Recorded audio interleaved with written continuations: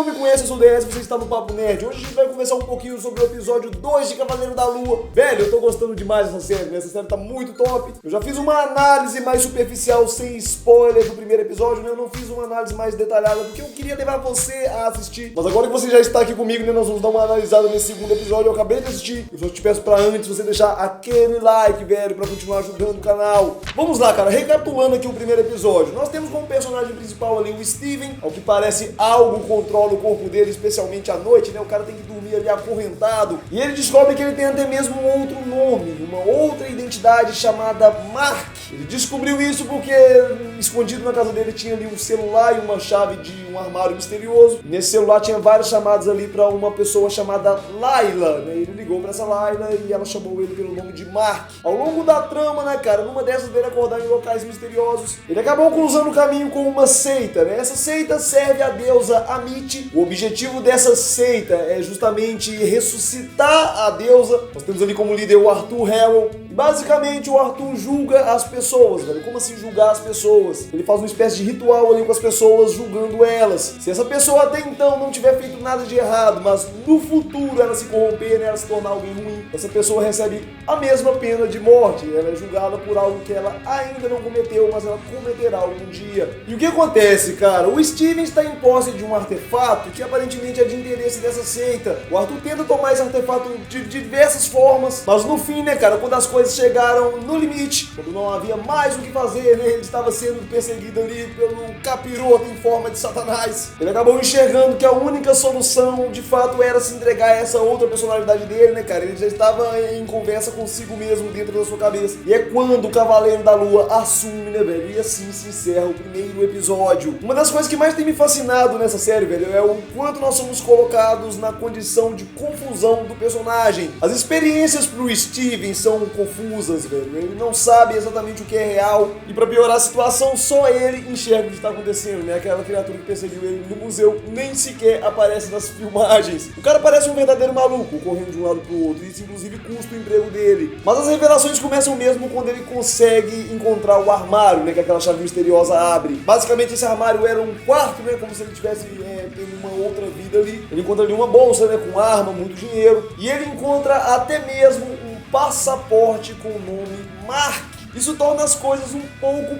piores, velho. Ele não só tem dupla personalidade, como seu alter ego até tem um registro oficial. Isso vai um pouco mais além, né? A gente fica até naquela dúvida. Qual seria a personalidade principal, né? O Mark ou o Steven? Porque eu imagino que nem sempre foi assim. Mas na bolsa também ele encontra ali o escaravelho, velho. Aquele mesmo escaravelho. E esse escaravelho funciona como uma bússola, né? Que leva pra algum lugar até então desconhecido. Nesse momento, velho, na cena seguinte, eu queria dar um destaque pra atuação. O ator ali deu show, cara. Ele interpretando dois personagens completamente diferentes, né? O Mark e o Steven. Rola um diálogo entre os dois ali através de um reflexo. E é onde o Mark revela que, na verdade, ele é um avatar de Khonshu. Khonshu é um deus egípcio da lua, né? Ele julga as pessoas, ele também condena, mas diferente da Amit, ele só condena pelos atos já cometidos. Acontece que o Steven não confia no Mark, né? Mas também, cara, não dá pra julgar ele. Pensa você, né? Um cara assume seu corpo, mata pessoas, aí tem ali uma maleta cheia de dinheiro que provavelmente não foi ganho de forma honesta. Tem uma arma que reforça isso. Além de toda essa confusão, aquela criatura bizarra, né? Esse aqui no caso é o próprio Khonshu, reaparece ali pra ele, completamente transtornado, velho, né? Ele sai desesperado pra rua,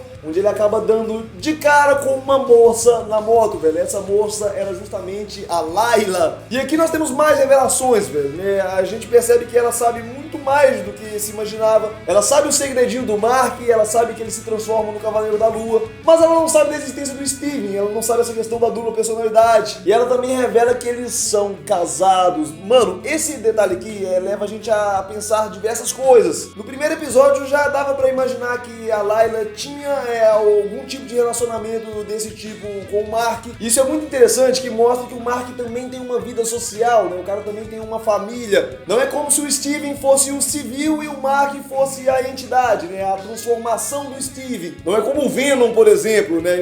Nós temos o Ed Brock, que é alguém normal, e nós temos a transformação dele, que é o Venom. Aqui nós temos o Steven e nós temos o Mark. Ambos têm vidas sociais, ambos são civis. Isso que é muito interessante, né? Mais pra frente a gente explora mais esse assunto. assunto. E quando os dois vão conversando, velho, as coisas começam a ficar estranhas. Por quê? Algumas características que o Steven possui, na verdade, são características dela, velho, né? Como pode? Por exemplo, ele revela, né, que tem ali uma escritora favorita, mas basicamente essa é a escritora favorita dela. Ele também tem muito conhecimento de hieroglifos, mas esses também são conhecimentos que quem possuía era ela, velho, né? É como se a identidade que ele assume ali como Steve fosse baseado na personalidade dela. É estranho. Sei lá, cara, dá até a impressão que na verdade é o Mark que é o principal e o Steven é uma projeção, justamente por ele ter relacionamento com a Layla. Ele se projetou ali numa personalidade alternativa de alguém que ele admira. Se for isso mesmo, velho, o Steven ele não é real, cara. Ele é uma criação da mente do Mark, velho. Olha que viagem, né? Que a gente já tá teorizando um pouquinho. Na sequência ela tira um papel ali, né, cara, e ela revela que o Mark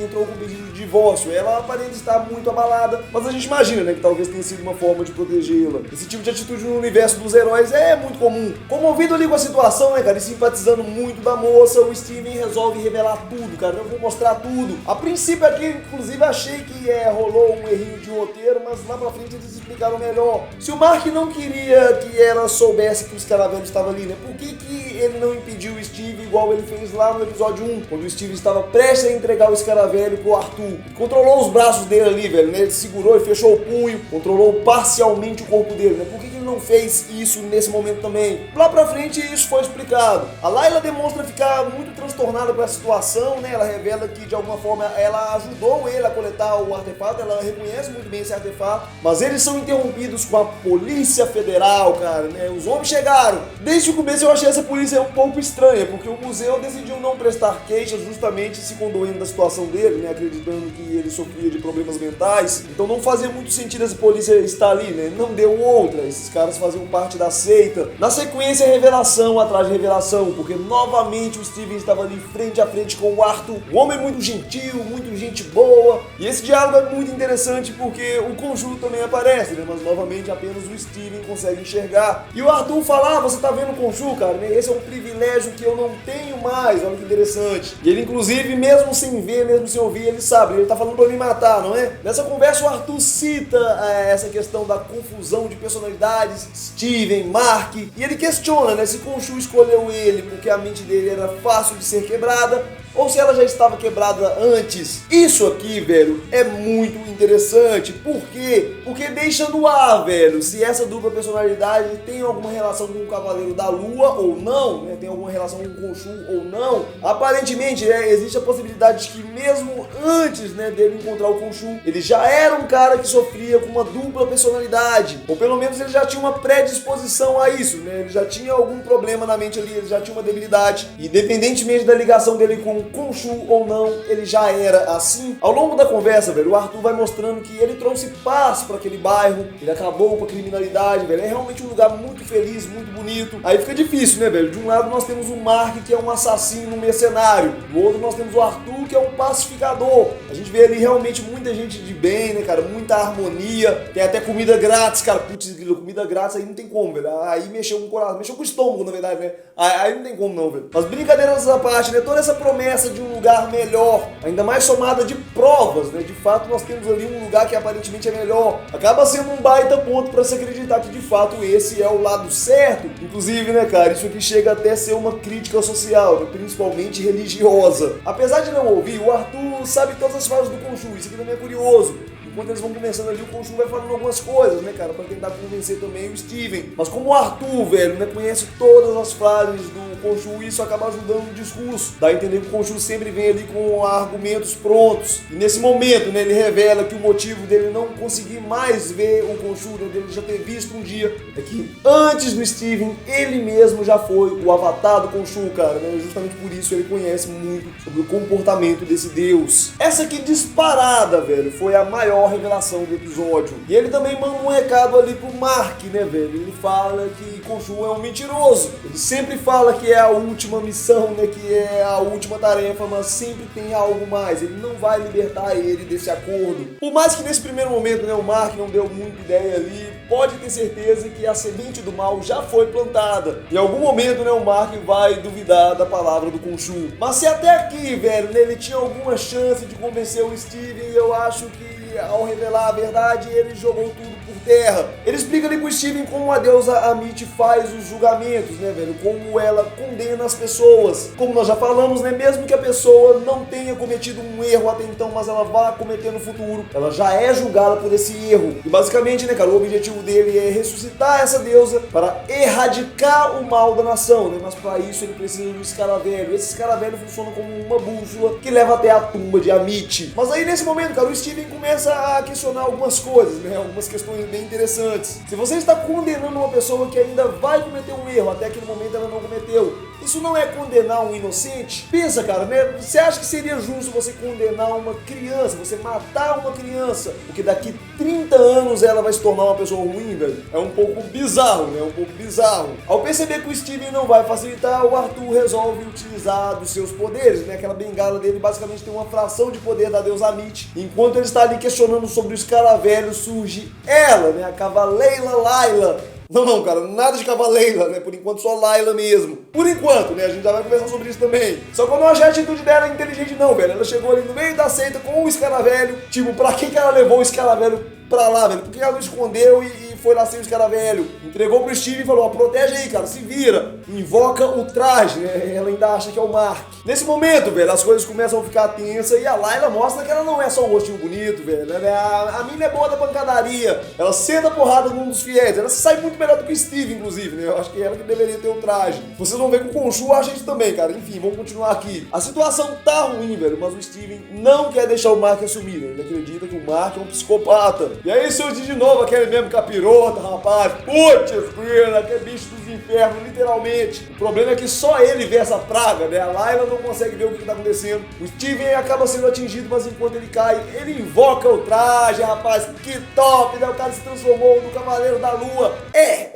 Mais ou menos, né? O curioso dessa cena é que ele continuou sendo Steve. Ou seja, né, isso sustenta tudo que eu venho falando ao longo do vídeo, né? Essa dupla personalidade não tem nada a ver com o Cavaleiro da Lua. O Steven também tem acesso ao traje assim como o Mark. Não é uma exclusividade do Mark. Pra falar a verdade, ele nem precisa do Mark, né? É mais ou menos, porque não adianta ter acesso ao traje sem saber utilizar. Inclusive a transformação foi bem problemática. O traje não veio exatamente como deveria vir. O Mark no espelho questiona, velho. Era pra ser a armadura cerimonial do templo de Khonshu, né? Não um terno. O cara literalmente tava ali com um terno e uma máscara branca, velho. Que viagem, né? Até pra invocar o traje tem que saber. Caso você não esteja ligado, né? Esse traje aqui não é exatamente apenas um traje zoado. Ele inclusive existe nas HQs, né? Esse aqui é o traje do Mr. Knight. Eu não vou entrar muito em detalhes aqui pra não desviar do que nos está sendo apresentado na série. De qualquer forma, com esse traje o Steven também tem as habilidades. Ele tem super força, ele tem alguns acessórios. Mas é um cara Zé Ruela, né, velho? Ele não sabe agir. A Layla entra pra ajudar ele. Só que a Layla não pode ver a criatura, né? O problema é que, de fato, a criatura está ali, ela pode ferir a Layla, ela pode golpear, ela só é invisível mesmo, né? Inclusive eu queria fazer uma observação aqui, isso aqui foi uma grande sacada da produção, né, cara, até pra cortar gastos, poupa no CGI, né, é mais barato o ator atuar com nada do que ele atuar com um CGI de alta qualidade, porque na verdade a atuação ela vai acontecer exatamente da mesma forma, nas duas situações ele vai estar atuando com nada, e não atrapalha a narrativa em nada, né, são essas sacadinhas geniais aí que eu não pude deixar de observar, né, mas enfim, o problema é que mesmo com os poderes, velho, o Steven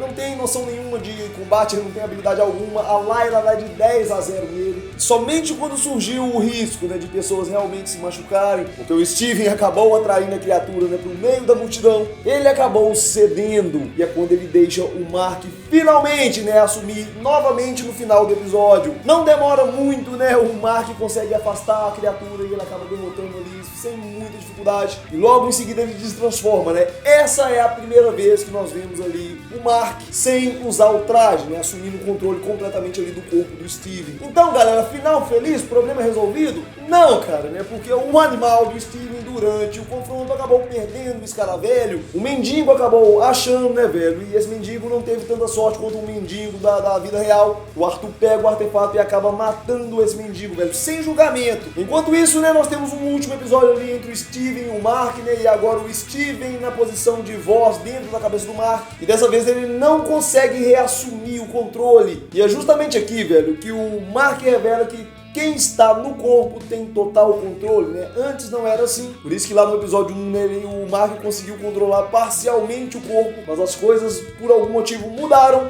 e a voz na cabeça tem cada vez menos autonomia. A autonomia está totalmente ali concentrada em quem assumiu o corpo. E isso mostra, né, que de alguma forma a mente do Steve e a mente do Mark tem sido afetada. E isso provavelmente será um problema no futuro. O Mark diz que precisa pagar a dívida ao Khonshu, né? Ele falou que se não fosse o Khonshu, eles nem estariam vivos. Enquanto isso, o Steven questiona muito o Mark. Ele fala, inclusive, que ele abandonou a esposa. Mas o Mark confirma aquela impressão que eu tinha, né? Que de fato ele fez isso para protegê-la. Eu só não esperava, velho, exatamente do que ele estava protegendo a Layla, né? Mas aparentemente o Khonshu quer que a Layla um dia se torne a sua avatar. Ele quer que a Layla seja a substituta do Mark e do Steve, né, cara? Que ela seja a próxima. Por fim, aparece novamente ali o Khonshu, né, velho? Ele tem também um diálogo com o Mark. Ele disse que o Mark está ali violando os termos do acordo. O Mark disse que o Steven não seria um problema. Mais uma vez, né, dando indícios de que essa dupla personalidade já existia antes do acordo, né? Não faz sentido ela ter surgido depois. Praticamente, velho, isso aqui é uma confirmação. Se no momento de fazer o acordo, né, o Mark virou pro Khonshu e falou que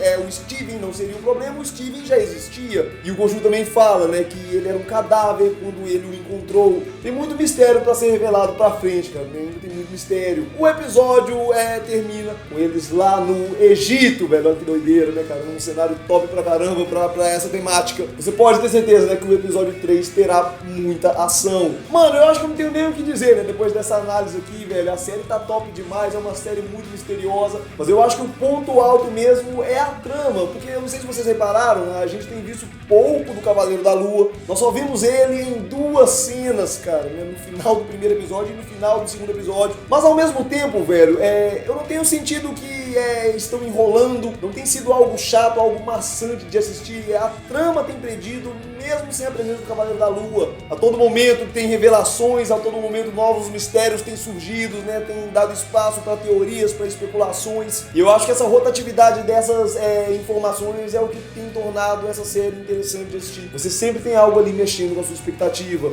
Claro, né, galera? Essa aqui foi a minha opinião, a minha impressão desse episódio. Eu queria que você deixasse aqui nos comentários o que você achou, o que você tá achando dessa série, o que você tá achando do canal também, cara. Dá um baita trabalho fazer esse tipo de vídeo, né? Eu gostaria de pedir pra você deixar o like, caso você não tenha deixado até agora. E não deixe, né, de me acompanhar aí nos próximos vídeos também. Galera, só força, não sempre, a gente se vê com certeza aí nos próximos vídeos. E é isso, gente. Eu fui, valeu!